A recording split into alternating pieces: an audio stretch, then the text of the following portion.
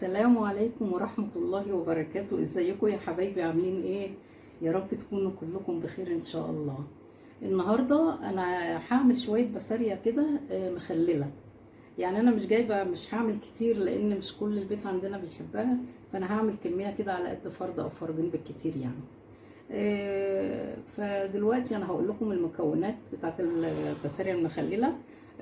انا جايبة شوية بسارية بتاع نص كيلو ولا حاجة، وهضيف لهم بقى معلقه بابريكا كبيره، معلقه نص معلقه شطه، بس نص معلقه صغيره، ما تكتريش قوي الشطه، ومعلقه ملح كبيره مليانه. ده على حسب الكميه اللي عندك، يعني كميه البسارية اكبر ضيفي اكتر يعني. وشويه كركم كده صغيرين، وشويه زيت بقى بتاع ايه، كوبايه الا ربع كده ولا حاجه، كل ما قدرنا بالويم كده يعني. فدلوقتي هنبدأ وايه ونخلي البسارية.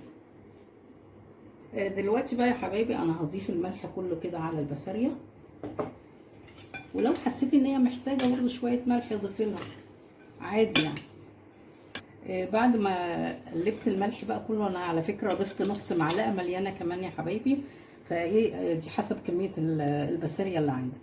دلوقتي انا معايا الزيت اهو، هضيف له اول حاجة اضيفها البابريكا على الزيت، وبعدين شوية شطة، وبعدين يعني نقصت من الشطة شوية كركم ده كمان، يعني حاجة لحفظ السردين نفسه. وهقلب بقى الزيت مع الشطة مع المكونات دي.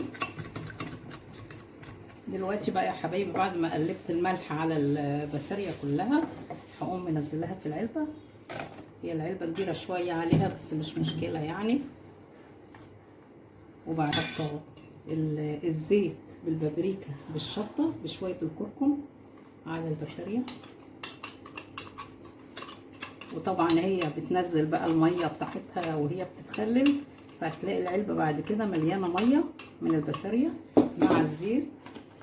بصوا يا حبيبي بقى شكلها جميل ازاي، شكلها رائع. اما هتخلص بقى وهتتخلل هتبقى لونها جميل جدا. هنحط بقى ايه شرايح ليمون كده فوق الوش بتاع البسارية، هتديها شكل جميل، وبرده مع المية بتاعت البسارية والليمون برده هينزل فيها.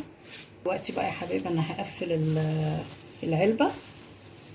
حطي كيس كده وقفلي عليه كويس جدا علشان ايه ما يدخلهاش اي هواء، وهحط برده العلبة في كيس.